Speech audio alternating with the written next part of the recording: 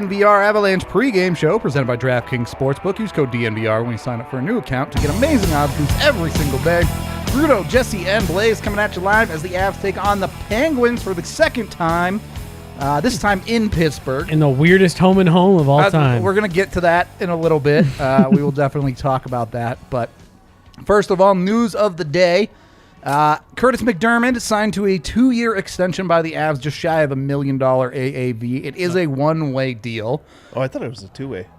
No, his minor salary is same. But with that being said, as far as the cap is concerned, the entire contract is variable. Yep. So for salary cap reasons, it doesn't matter that it's a one-way. What are our takes on this contract? I like it. I mean, I'm fine with it. The dude has busted his ass all season. He's done every last thing you've asked him to do. I also think that for the last 7 to 10 days, he's actually even been good. I would say he's had a positive impact on the game, maybe outside of a play or two here or there.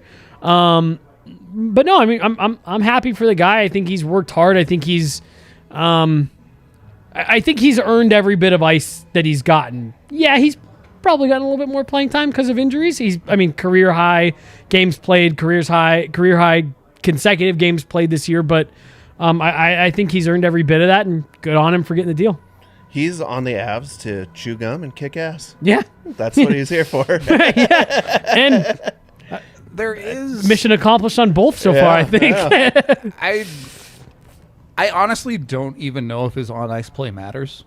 There is a very clear path to he knows why he's here. Yep. Everyone else knows why he's here. Mm-hmm. He's getting paid to do one thing, and he's done that thing fine. Yeah. You know, we've had the argument before about how necessary is that, blah, right. blah, blah, blah, blah. Yep. But there is no question marks. There's no, we're signing him because we think he's this in the future. Right. We're signing him because he beats people up and is a tough, crazy person. Yeah. Yeah. So. No, and I mean, again, I mentioned it on the show a couple weeks ago. Something that Bednar said, paraphrasing a bit here, but again, it's good to have someone like that around the team, someone whose spot is not guaranteed. In fact, on a fully healthy roster, it's all but guaranteed he's the odd man out, right? So it's nice to have a guy like that around as a reminder to everyone else, this is what the hard work looks like. This, again, he's usually the first guy on the ice and usually one of the last ones off of it at practice, at morning skate, whether he's in the lineup or not, you know, that next game. Works really hard. He's extremely well liked. And again, we have talked a lot this season about roles and guys filling their roles and guys being bought into their roles. Rudo, I think you hit the nail on the head. This guy knows why he's here. Yep. He embraces it. He doesn't try to be something that he's not. Jared Bednar told me something earlier this year that has stuck with me. It's really something that I've tried to carry forward. It's something that he says he embraces and tries to embrace with the team. It was bloom where you're planted. Everyone always wants to be more, do more, try more, have more responsibility, but sometimes you just have to be the best you possibly can in the situation you're given. And I think Curtis McDermott has bloomed where he's been planted maybe better than anyone this season in terms of saying, yep, this is who I am, this is why I'm here, and I'm going to do it. He's been fine. Do you think he does that in the morning? It's like his morning affirmation. Yeah. Looking in the mirror.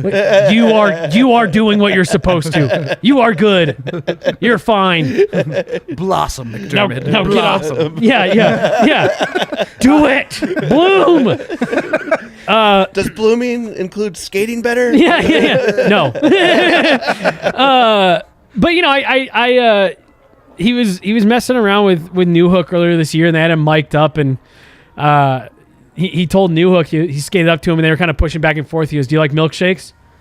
Newhook was like, "Yeah, kind of." He goes, "You're going to be drinking them for a month." Or he said, "You're going to be eating them for a month." And I was like, give this dude an extension right there. If nothing else, just give that dude an extension because that was a great one. Well, right. The thing about extensions like this one is they are essentially free. Like, yes. Yeah. Kroenke has to pay him just shy of $1 million, but as far as cap is concerned and all that, these mean nothing. Yep. So you've added a guy that's well liked in the room. He's a guy who's going to understand when you put him in the press box. I think he knows a fully healthy Avalanche team, at least this year, he's not going to be in the lineup. Right. It's just reality. Yeah. So I don't think there's really a downside to it, even with the understanding that I don't think he's really an NHL caliber hockey player, but he doesn't have to be because that's not what he's supposed to do. Doesn't somebody deserve his spot? Yeah, what if there's guys that, no, but so I was actually about to reference that conversation from yesterday because AJ made the joke when we were talking about him getting scratched in the playoffs. Well, how is that going to affect the team morale? And so he made the joke, and like it is a joke, and we all laughed about it. But seriously, stuff like this contract is, and I don't want to overstate this because I don't think it's that big of a thing, but I do think there is a little bit that plays into it. Contracts like this does show a bit of goodwill. We brought this guy in for a specific role. This guy plays less than 5 minutes on most nights, but to show him that he means something to us and that we like having him around and that we do find value in him being here, we are going to make, albeit a small, but a commitment to this guy. Like, I do think, and I don't want to, again, like I said, I don't want to put too much stock. I do think that goes a certain amount of length with players that this, if I go to this organization, I'm going to know that I'm respected, I'm valued, and that they are going to find a role for me. They found a role for Curtis McDermott and have made him a serviceable player in 50-something games this year. I agree with you, Rudo. I don't know if he is at face value an NHL caliber guy. He's gotten better, and even with that caveat, serviceable, I think, is the word for him. He's been fine. It's outside of that first 4 or 5 games, it is hard for me to think of a time where I'm saying that is Curtis McDermott actively hurting them. I think the other thing, though, that you look, it's not so much goodwill is that they really respect what he brings to this game, right? Like, they know that he can't play the game that the Avalanche play, but he serves that role of, if you're going to mess with the superstars, you're going to get a beat down. Yeah. And it's one of those things, we've seen it throughout the year where guys just won't fight Avalanche players because he's on the ice or on the bench, not on the ice. Right. And especially in a stretch like this, there's a good chance the last 4 or 5 games of this season mean nothing to the Avs. Yeah. And you throw him out there and you say, look, we don't care that your team's not in the playoffs. Don't fuck with us. Yeah. Really quick, we did get a super chat. Appreciate you, Mark. Thanks for the looking out on that. I'm going to leave it because... honestly, first of all, how can you even see that? I'm gonna leave it. But secondarily, I'm impressed. Maybe just the lighting on this monitor. That's because I can't see it at all. I'm really impressed that you were able to pick that out. Actually, if you look at it in this monitor, you can tell. Yeah. Okay. What's worse, my fly or Blais without socks? No. Don't let anyone. Do you have socks on under that? I don't wear socks. Don't let anyone shame you. Everyone gives me shit. I don't wear socks when I play hockey either. Really? See, I know a couple people that do that. I couldn't do it, but respect. I wish I could. I was gonna say something about McDermott, and then someone pointed out that your fly was down. Instead, let's keep moving on here. Looks like Alex Newhook will play, or at very least is a game time decision. He's out there for warm-ups. Val Nichushkin is not, so not expected to play tonight. This is what life is like. The hockey gods giveth, the hockey gods must take a penalty because Bowen Byram is back in the lineup tonight. I was just gonna say, this is the last thing on McDermott for me. He is a good fighter, too. Like, there is the actual threat of if you get into a fight with this guy, there's a good chance he's going to beat the shit out of you. And it has been a long time. Like, Peter Worrell, Scott Parker, since the Avs have had someone who's, like, actually intimidating. Another guy that couldn't escape. Cody McLeod got his ass kicked in every fight he was ever in his career. Patrick Bortolo, for as big as he was, could barely hold himself up in a fight. It's like you've got an actual, like Keaton Middleton, like, found out. Yeah. The hard way. Yeah. And so I just wanted to say that to your point of, like, they value what it is that he brings. Yeah. He does have that element to him as well. Like, he got the better of Ryan Reeves this year, and not a lot of guys do that. Sorry. Moving on. Good. So, Bo, back in the lineup. Yes. Where are your expectations at tonight? Because, yes, he's been out a long time. At the other side of the coin, he did get the conditioning stint. He played a couple of games down in the AHL. Yep. TOI expectations, play level expectations. Is this a total free roll for him, or do you want to see something? Here's my visual. So here's the floor of expectations, and here's where I want Bo Byram. Yeah. I really don't care. As long as he plays this game, doesn't feel like shit afterwards, comes out of it healthy, and just starts to feel like himself. I think for the first game back, that's all you're really asking for. I don't think you're putting him in like really bad situations that the Avs need something from him at this point of his comeback, especially game 1. Yeah. On the road against the Penguins. That's a tough ask. Yeah, no, I agree. And I agree with everything you just said about in terms of expectations for tonight. Give him whatever he wants. You know what I mean? If you're halfway through that game and Bednar checks in with him, how you doing? If he's like, I'm feeling it, I'm good, more, then keep rolling him. Yep. But if he's saying, it's taking me a while, I'm struggling, I'm fighting the puck a little bit, cool, pull the reins back, no big deal. Like who cares? Does it say something to you, Blais, Rudo, that he wanted to come back and play in this game? Because it would have been so easy for him to say, I'm going to stay with the Eagles and kind of ease in. Come on this road trip. Right. Get my first game at home where I can get my matchups against an LA team that's good and they're having a good year, but you don't have the Crosbys and the Malkins. To me, it says something a bit that this kid's like, no, drop me in against those dudes. Well, and if you're watching the Avalanche play, which he is, like, you want to get back on that team, right? Like, you want to make a name for yourself where it's not like, oh, this kid's just tagging along. Like, you want to start contributing. Yep. And you give yourself a window. I don't think he cared who they were playing. He just wants to be back on this team. I can't imagine how frustrating it is, especially for someone like Bowen Byram. And I don't mean any offense to any of the Avs' current defensemen, but if you're Bowen Byram and you're sitting there watching EJ turn a puck over or Jack Johnson turn a puck over and you're like, I can do better than that. Yeah. I know I can do better than that. Yeah. So here is Bo's quote from this morning, and it was something that we talked about yesterday on the show with all four of us, saying like, look, we also have to understand everyone is talking a lot about his health, and you should be. That should be the most important thing. But I think sometimes those of us who aren't pro athletes, which is 99% of people, we can kind of forget what level of passion these guys carry with themselves every day. So this was Bo from this morning. I know there's a lot of people thinking I shouldn't play or whatever, but to be quite honest, I feel lost not playing hockey. I'd rather be playing again and be at risk than be in the stands watching every game. That should tell you right there, like just give you a little bit of a glimpse into his, mindset. All the people that this year have been saying, just shut it down. It's not worth it. It's not worth the risk. It is to these guys. This is everything. If you tell them they can't play hockey anymore, like this is going to sound a little extreme, but like I'm sure you'd find someone to say, cool, kill me instead. Like it is their life. It is everything to them. They put themselves, we've talked about that, Blais, like doesn't have to just be someone who's coming off injury. Every single one of these guys takes a risk at their career being done in an instant every time they go over the boards. It's part of the reason why they're compensated as handsomely as they are. Yep. But that's why someone like Bowen Byram has worked this hard to get back. And I even saw a couple of people today like, I don't know why he's coming back. Just sit out to the end of the year. If someone told you, whatever it is, the one thing that you love above everything else, nope, you can't do it again because I don't want you to.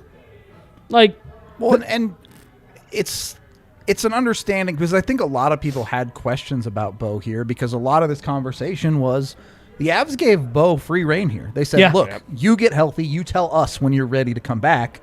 And this weird thing started happening in parts of the fan base where they were like, oh, Bo's soft. Yeah. Bo's not willing to play through this. And it's like, no, this is even more proof that that's clearly bullshit. Right. Bo wants to play, but he wants to be at his best. Yep. And that was another thing that he said when he went out. I think it was for this last absence that however you want to quantify it, this last chunk of games that he's missed since January, was he said, I don't feel like I'm myself out there right now, and I don't want to play feeling like that. Yep. Exactly. Well, once you go on the ice, like anything can happen. Who was the kid from Notre Dame, first shift out on the ice, goes into the boards weird, paralyzed for life? Yeah, I can't remember. It wasn't Boston? Was it Boston? Yeah, BU. Not Matt Olson? Nope. No. You're talking from like a while ago, it's right? A while ago, yeah. Hold on. Roy? Anyways, that's what I'm saying is like things happen that are out of your control. Just because you've had an injury doesn't mean that you're going to get an injury again. Just because you haven't haven't had an injury ever doesn't mean that tomorrow you step out on the ice and somebody does something It was Roy. just tweak something. Yes. Roy For BU. For BU. Yeah. Okay. Yeah. Roy something. No, Travis Roy. Travis Roy. That's right. That's right. Yeah. Travis Roy. No, that's a great example. Yeah, nothing's guaranteed in right. period. Like right. And especially in sports and in hockey. Well, I mean, we saw it earlier this year with Jacob McDonald. Yeah. Dude turns to take a puck up ice, head down a little bit, clean hit, part of the game. Again, thankfully he's back. He's playing hockey, but I mean, like that was a crushing hit out immediately. And again, like that's something where in the blink of an eye, your season can be done. And so to your point, Rudo, it's hard to sit here and be like, because of the injury, he shouldn't, whatever. Right. Well, when you step out onto the ice, there is an accepted risk as a professional hockey player, especially. You're getting paid. You understand what the risks are. Yep. When you are injured and you're off the ice, you do what you have to do. You take care of yourself off the ice, and you come back when you're ready to come back. It's that simple. And all of that rehab, all of the work that they put in when they are away from the game is to get back. Yep. Like it's they have their the later they get in their players get in their career, you hear a lot more guys start to I have to start thinking about my post career life. But at the age that Bo is at, like this is hopefully his life for the next 18 years. Yeah. It's 20 years old. Like if everything goes according to plan, you're playing till you're 37, 38, 39. Like this is his life to set up the rest of his life. Yep. That's all him, on the human side. I'm so stoked for him to get back on the ice. Like from the hockey side of it, he was so good earlier this year. He was truly a monster. At times, the Avs' best defenseman early in the dude, season. I mean, like he was looking. I remember last year he looked really timid offensively, and he looked. Again, in the few games he played, he looked really like he wasn't ready. I don't know if I'd say that. Not for like the moment, but just that like the game was still moving a step faster than he was. Decisions were having to be made a half second quicker than he was ready for. This year, no problem. He was a half second ahead of all of that stuff. Agreed. And I couldn't believe how big of a step he had taken. It was big. And going all the way back to the start of this, what started this conversation, your question, I'm not expecting that from him tonight. Sure. But like it's so easy to dream on that right now. Even if he doesn't play that well, I guarantee you there'll be one shift where he flashes and everyone goes, "Oh, yeah, okay." Yeah, I'd love for him to get one. Oh, so that'd be so sick. All right, the other conversation, which we kind of talked about a little bit already, the Avs' schedule down the stretch here is super duper weird. Dumb. They've had 2 days off going into this game, which is a home and home against Pittsburgh, where they just threw in an extra day off. They get 2 days off after this immediately, only to play a back-to-back over the weekend, followed by 3 more days off, so they can play another back-to-back. Scheduler, what are you doing? Bro, how much does that dude get paid? I'll do it. I'll do it, and I'll what? It's really. Oh, you think it's an easy job? Well, I'm not saying I don't think that. I don't think that. But I think it's easier to avoid Think shit about like this. all the other events that are going on inside of these stadiums. For sure. And the teams travel and everything. Yeah. I mean, I get it. It every other day for 2 months and then 2 weeks where you have 3 days off in between back to back. 8 days. Yeah. My issue is the back to backs. Yeah, right. It's just spread those out. 3 days off back to back, 3 days off back to back. Like, huh? It's super weird. Justin Bieber has concerts. Yeah. You told me about Yeah. We have our suite. Don't worry. There we go. Was that the NVR Bieber suite? Your tickets or Hannah's tickets? Yeah. They were mine. Okay. She asked if she could go, and I was like, nah. I'm taking the Belieber. Taking the boys. Yeah. Bieber concerts are for the boys. Is there Does this affect rhythm at all for an NHL team having weird stretches like this, or is this just kind of the Avs finally get a little bit of rest? Can you see it as a positive? I think at this point of the season, yes. The Avs are very comfortable with who they are. They've really found a good rhythm and a good way to stay in that rhythm all season, even with, think about it. This has been an organization that has notoriously been historically been terrible coming off long breaks. Yeah. All-Star, Christmas, Olympic has not been the case this year. So there is something about this group, this coaching staff, whatever this current mixture is, they have found a way to keep that a little bit better than we've seen in the past. So I think at this time of the year, where the Avs are sitting, the group that they have, I think it sucks for us, but I think they kind of look at it as a positive. Heal up those bumps and bruises, got something nagging you, take an extra day off. We're going to be able to jump right back into Well, and things. they've also been great on the back-to-backs, winning the second half of these back-to-backs. And again, some of this is these kids have been doing this since they were real little, right? Yep. Sure. Obviously, when you get to the NHL, it's a little bit different, but when they were younger, you were going to tournaments over the weekend where you were being asked to play 2 games a day. Yeah. Obviously, this is a little bit more straining than youth hockey, but they understand the schedule and how hockey works. So. Yeah. Well, dude, nothing foreign to them. There's tournaments growing up where I can remember we'd be playing in our age division, and the age division above us, like the tournament region, would be like, hey, we need one more for like an even number. And so we'd play up a division and stuff like. So it's like, to your point, these kids played 10 games over 2 days growing up. It's like, About 4 years ago, one of my buddies were on the plane to go to this tournament, and he's the tournament director, and he's like, hey, do you want anything to drink on the plane? I'm like, why is he being so nice? So I start having a few drinks and stuff, and all of a sudden he's like, oh, yeah, so one of the teams dropped out, so I have you on 2 teams. Shit.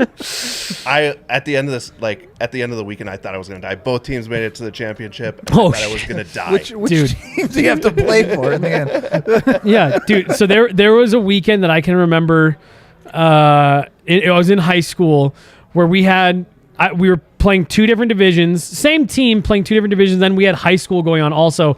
So yeah, we're like, you play one game, get in the car with most of your stuff still on, drive to a different rink, play a high school game, drive back, play in the other division, and they actually had to hold one of our games. Like they had to extend warm-ups by 15 minutes so that we could get over to that rink. Half your gear on. Yeah, running through and skate guards on and shit like that. And get there and do you guys need warm-ups? No. I just finished. I'm actively sweating still. Yeah.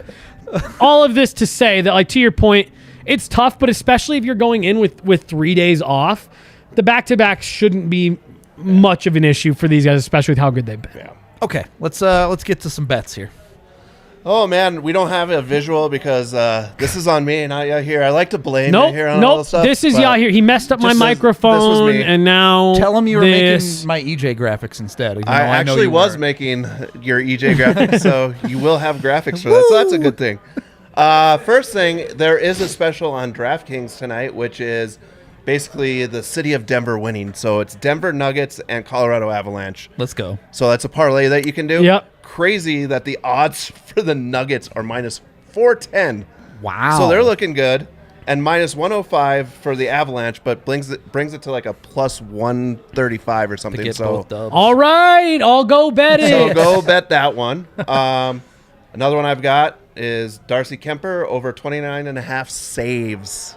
Cleared that by a mile last game. So. Yep, so that's why I'm taking that one, especially at home. They have something to prove. They lost to a team that they feel like they should be competing with, so I think you're going to see a very competitive Pittsburgh team. And then I'm going to go back to one of my old favorites, which is a Cale Makar assist. This is the one that's minus 105. Just anytime? Anytime. Yeah, that's free money. So, taking that. Go get free money with the Cale Makar assist. Good bets. I think all of them are quality bets tonight. Oh, Kemper was minus 105. Sorry, I didn't put that in there. I like how, minus 105 isn't even that much of a deterrent on an Avs bet anymore. It's that's about as good odds as you're going to get on this hockey team. Devon Taves plus 115 to have an assist. I saw that one too. That's another one that I might be taking. I went with negative ones today. Yeah. Hey, sometimes you got to do that. How do you guys feel about this game? We'll see. We'll see how mad Crosby and McKinnon are at each other. I think McKinnon's going to have a good game. I've got Think him so? to score a goal Yeah. as well. Yeah, I think he won. He didn't get one last time, so he's He going is to the want one. reason that the parlay did not hit. Yeah, he it's was a bummer. close. He was close. I do an Avs win and then either a Nate or a Mikko goal are my favorite in-game parlays. It's like, if they win, Those dudes probably scored. odds are. Yeah. So we'll have to wait and see. We are about 10 minutes away from puck drop, so we are going to get out of here. We appreciate all of y'all hanging out with us. We'll be live post-game, too. All of y'all. All y'all. All y'all. All you all. I've always wondered that. Yep. All right. Why? Well, just, I mean, Are you from Colorado? You're doubling up on all. All y'all. All you all. That's like saying ATM machine. Automated teller machine. Because like, you could be saying, Does somebody say that? I think I hear people say ATM machine all the time. if I say all, Yeah. we're going to get out of here. All have a good night. You're talking No. about... like- all of you all. Yeah. I don't know. Is that right? All of you. Yeah. All of you have a great night. We'll talk to all of you guys later. No, we'll talk to all of you guys all later. All right, I'm going to go full... Wow. This is a game in Pittsburgh, so I should say all of yins. What? Yins in Pittsburgh, in parts of Pittsburgh. Now you're just making shit no, up. yins is a real thing. I swear to God. What's a Swear to yin? God. Ewins. Yins.